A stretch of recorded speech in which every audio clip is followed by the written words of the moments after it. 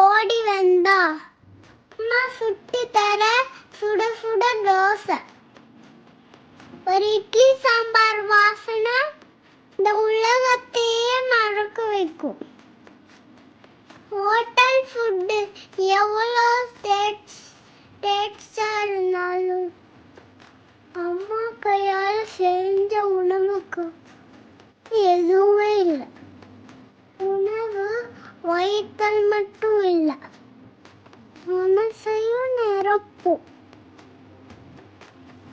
எல்லாம் அம்மா கையால சாப்பிடுங்க, சந்தோஷமா இருங்க.